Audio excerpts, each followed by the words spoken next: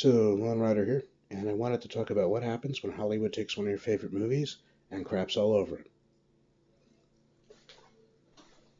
Now, as you might imagine by the bookshelf, I'm a fairly um, big reader, and I'm actually a big fan of Vince Flynn and his series of books.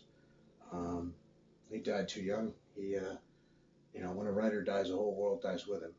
So it's a double tragedy in that sense. But you know, um, he wrote a whole series of suspense books, spy stories, and things like that.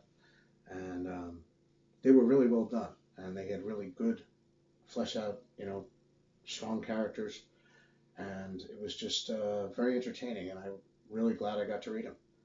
I'm really glad he got to write them. While he was here on this earth.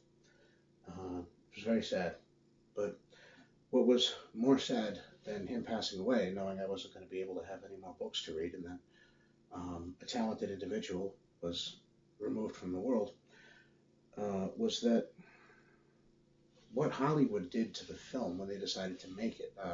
For a long time, a lot of people, including myself, were looking forward to seeing the stories that we'd read about portrayed on the screen. And I guess I should have known. I've seen how they've ruined, books before. What they did to Atlas Shrugged, what they did to, Clive Cussler's Sahara, or if you remember far enough back, Clive Cussler's Raise the Titanic. Um, you know, uh, Cussler famously said at one point they made a movie about a book, but I'm not sure whose. That's not what you want to hear when it's based on your book, if you're the person making the movie. And I guess Hollywood should take a hint. I mean, I should know better by now, but so should Hollywood. People go to see a movie based on a book. They don't want to see just a generic, stupid action movie. Not that there's anything wrong with generic, stupid action movies, but what they want to see is that story brought to life. And how hard is it to do without watering down the characters, without ruining the plot, without introducing things that weren't even in the book? Most of the time, when you make a movie out of a book, you actually have to take stuff out.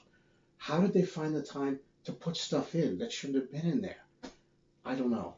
But anyway, I was very disappointed. I've never actually finished the movie, and I probably never will. Um, but I just wanted to say, it's not hard. Every once in a while, they do manage to do it right. Um, the Big Sleep was one. They changed the ending a little bit, but most of the dialogue was straight from the book. The Maltese Falcon, another classic example. Um, they basically typed up the book in screenplay format, and they had a great movie. Right? Why can't they do that now? I honestly don't know. I understand it's a longer book, but okay, take stuff out where you can and condense it. But if you're going to say, well, we can't make this into a movie because it's too long and we have to take stuff out, then why are you bothering to put whole plot elements in that shouldn't have been in there? It's just, it's just so wrong. So anyway, Hollywood, stop messing with stuff that is easy to do right and has been done right before. I don't know why you can't get it right this time. But it seems lately, whenever they try to adapt a book into a film, all they can do is screw it up. And the problem is, it doesn't just lead to a movie that's not as good as what people expect. It kind of ruins the franchise for everybody going forward. How many people are going to buy Vince Flynn's books and read them now after having seen that movie? If they've never read any of his books before and all their friends have been telling them, oh, the books are really good, you got to read them. Hey, go see the movie. And then they go see the movie and the movie sucks. Do you think they're going to read any of these books ever? That's the worst part of it. It puts a bad taste in people's mouth as far as the actual works that it's based on. Right? Anybody who saw this movie is probably not going to be interested in reading the book or any of his books. Just like anybody who saw Sahara would think that Clive Cussler was a goofball. I mean, okay, he's a little bit of a goofball, but he wrote good stories. Some of them anyway. I don't like all of his stuff, but the point is that these were really good stories, really good books, and the movie didn't even attempt to do it justice. It was just like, well, let's just cash in on the fact that people are going to want to come see it because he wrote a lot of books, but let's not even bother to attempt to keep it faithful to the story. And you know what? If you want to ruin your movie project, that's bad enough.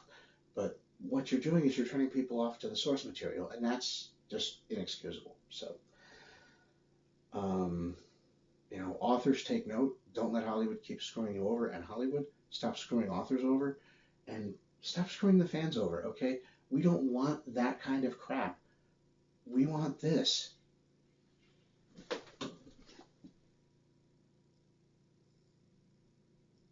Lone Rider out.